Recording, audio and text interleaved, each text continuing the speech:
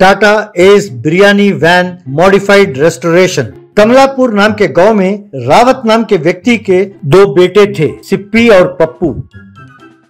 उन दोनों की आपस में बनती नहीं थी। काफी सोचने के बाद रावत ने उन दोनों को अपने पास बुलाया और रावत उन दोनों से कहने लगा, देखो बच्चों, जब हमारे पिताजी जायदाद बांट रहे थे तो मुझे और मेरे छोटे भाई को बुलाकर उन्होंने 1 साल के लिए मिलकर काम करने को कहा। अगर तुम दोनों भी वैसा ही करोगे तो मैं ये जायदाद तुम दोनों के नाम कर दूंगा, वरना मेरे हिस्से का जायदाद मेरे छोटे भाई के नाम कर दूंगा। तब सिप्पी, अरे पिताजी, मुझे जायदाद चाहिए, चाहे उसके लिए मुझे गधे के पैर क्यों ना पड़ना पड़े। इसे ही बताने दो कि हमें करना क्या है। 1 साल सह लूंगा मैं। तब रावत दोनों को घर के बाहर ले गया और एक बहुत पुराना टाटा एस गाड़ी दिखाया। उस गाड़ी को देखकर पप्पू, अरे ये क्या पिताजी, इस खटारे से हम क्या करेंगे? लगता है आप कोई तरकीब सोच रहे हैं। कहीं हमारी कोई छोटी माँ तो नहीं है ना? ऐसा तो नहीं कि किसी और के नाम कर देंगे आप सारी जायदाद? तब रावत, बंद करो ये बकवास नालायको, पहले अपना मुंह बंद रखो और ढंग का काम करने के बारे में सोचो, वरना 1 रुपया भी नहीं मिलेगा तुम दोनों को। अब दोनों मिलकर इस गाड़ी को ठीक करो और मुझे जो बहुत पसंद है बिरयानी, उसका धंधा शुरू करो और पैसे कमा कर दिखाओ। तब दोनों ने मिलकर एक मैकेनिक को घर बुलाया और उसे उस गाड़ी को एकदम ठीक करने को कहा और उसमें बिरयानी बनाकर बेचने की व्यवस्था भी की।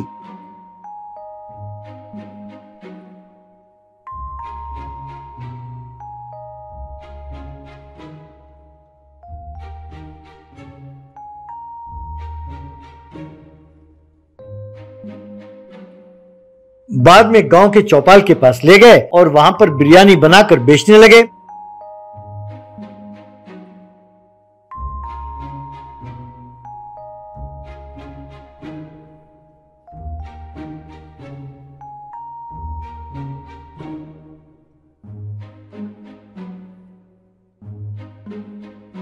दोनों में आपस में लड़ाई होती थी, लेकिन क्योंकि वो दोनों बहुत अच्छा बिरयानी बनाते, लोग उनके पास आकर खाने लगे।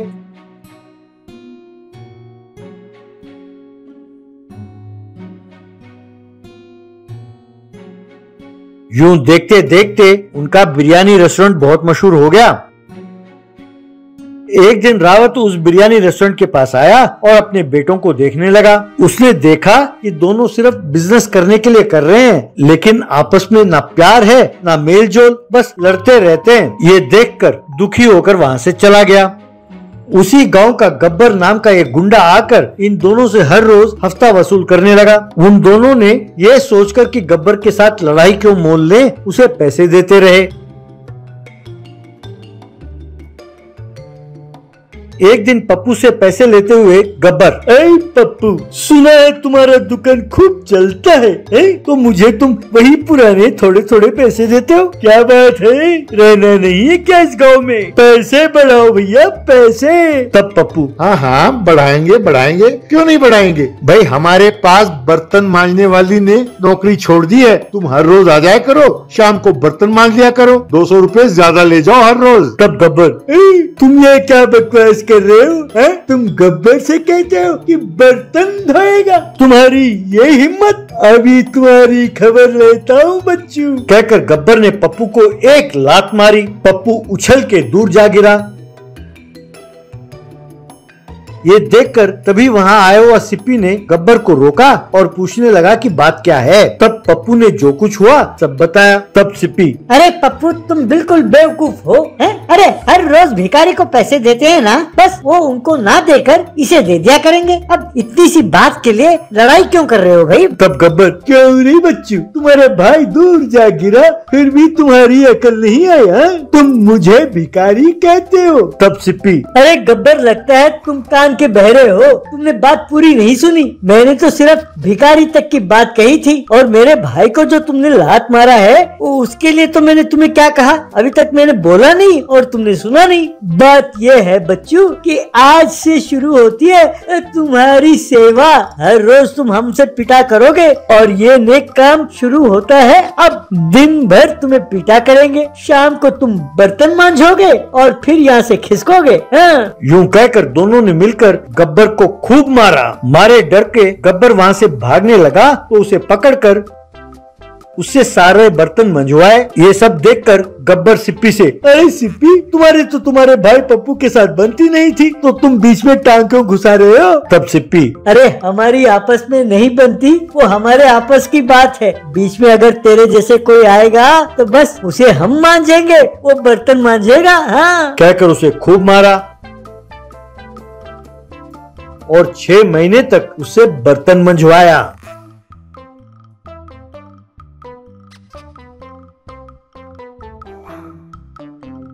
गब्बर को सबक सिखाने के लिए सारे गांव वालों ने पप्पू और सिप्पी की खूब प्रशंसा की।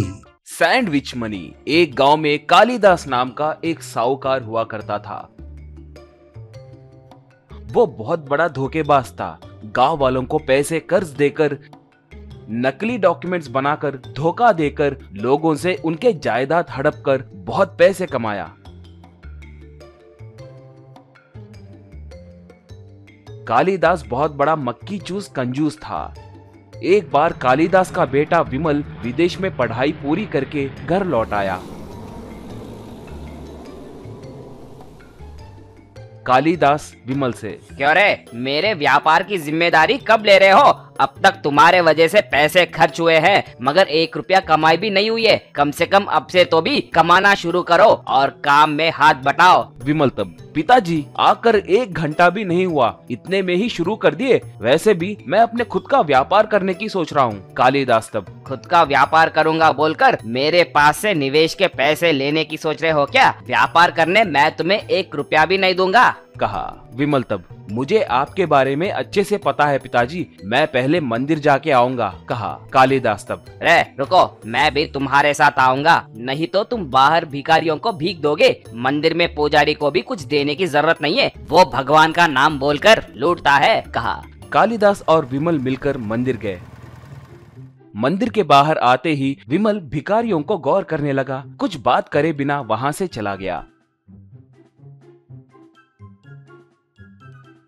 अगले दिन भी विमल मंदिर को गया। ये देखकर कालिदास विमल का पीछा करने लगा। मंदिर के पास आते ही विमल वहां के भिखारियों को घर से लाए सैंडविच दान किया। ये देखकर कालिदास गुस्से से, मुझसे छुपकर इसे कब लाए रे? तुम ऐसे बेकार काम करोगे कहकर मुझे पता था, इसलिए तुम्हारा पीछा करते हुए आया। कहा विमल तब, आपको कुछ नहीं पता पिताजी, आप चुप रहिए। मैं आपसे भी बहुत होशियार हूँ। इस छोटे से काम के वजह से हमें कितना लाभ होगा आपको 2 दिनों के बाद पता चलेगा। ये ब्रेड मैंने सफर में खरीदा था, ये एक्सपायर हो गया था, उसे कूड़े में फेंके बिना ऐसे किया। 2 दिनों तक मैं चाहे जो भी करूँ, आप चुप रहे तो बस है। ये सब हमारे काम आएगा, मेरा यकीन कीजिए। कहा कालिदास तब, हमें लाभ मिलेगा बोल रहे हो ना? ठीक है ठीक है। कहा अगले दिन सुबह जो 3 भिखारी सैंडविच लिए थे वो सब कालिदास के घर के सामने आकर खड़े हो गए। कालिदास उन्हें देखकर गुस्से से, कल मना किए तो भी इन भिखारियों को सैंडविच दिए थे, अब ये लोग हमारे मंदिर को जाने से पहले ही सुबह सुबह घर को भीख मांगने आ गए, इन्हें जल्दी भिजाओ। कहा विमल तब, पिताजी आपको मैंने 2 दिनों तक चुप रहने के लिए कहा था ना, मैं देख लूंगा, आप रुकिए। कहा उन भिखारियों में से एक भिखारी झाड़ू लेकर पूरा घर साफ करने लगा। दूसरा भिखारी घर के बाहर मौजूद कार को अच्छे से साफ करने लगा। तीसरा भिखारी घर के सारे कपड़े धोने लगा। कालिदास को कुछ समझ नहीं आया। विमल उन तीनों को फिर से सैंडविच दिया। वो लोग सैंडविच लेकर चले गए।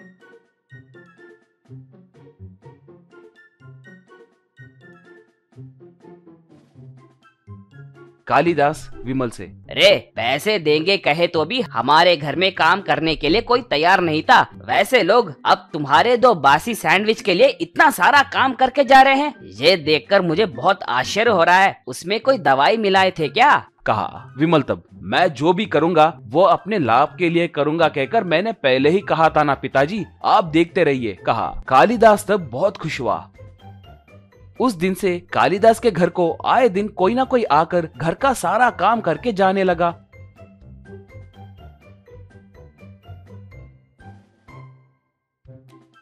विमल उन्हें सैंडविच देने लगा।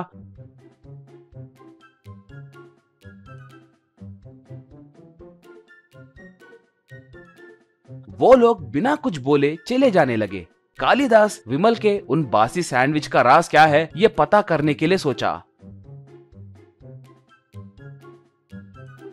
कालिदास भिखारी का भेष डालकर कार पहुंचकर विमल के बगल में खड़ा हो गया। विमल कालिदास को भी एक सैंडविच दिया। कालिदास वो सैंडविच लेकर ब्रेड के टुकड़े को निकाल कर देखा तो उसमें नोट के बंडल थे। नोटों को देखकर कालिदास हैरान हो गया। थोड़ी देर के बाद कालिदास होश में आकर ये क्या है रे कहकर जोर से पुकारा। विमल चुप था। कालिदास तब दिन रात मेहनत करके पैसे कमाए तो तुम ऐसे इन भिखारियों को पैसे दान कर रहे हो। तुम मुझे कैसे पैदा हुए रे? कहा। विमल तब मैं भी वही सोच रहा हूँ पिताजी। मंदिर के बाहर जो भिखारी है वो सच में भिखारी है या आपके वजह से वैसे बन गए? उनमें से एक आपका दूर का रिश्तेदार है, दो लोग आपके बचपन के दोस्त हैं। व्यापार में हिस्सा दूंगा बोलकर उनके पैसों को ऐंठ कर उन्हें भीख मांगने पे मजबूर करके अब वो लोग आपको पता नहीं जैसे नाटक कर रहे हो। इससे बड़ा पाप और कोई होगा क्या? इसलिए आपका बेटा होने के नाते आपके पापों की प्रायश्चित करने के लिए आपके हाथों से धोखा खाने वालों को ऐसे पैसे दे रहा हूँ। कहा। उसके बातें सुनकर कालिदास बेहोश होकर नीचे गिर गया।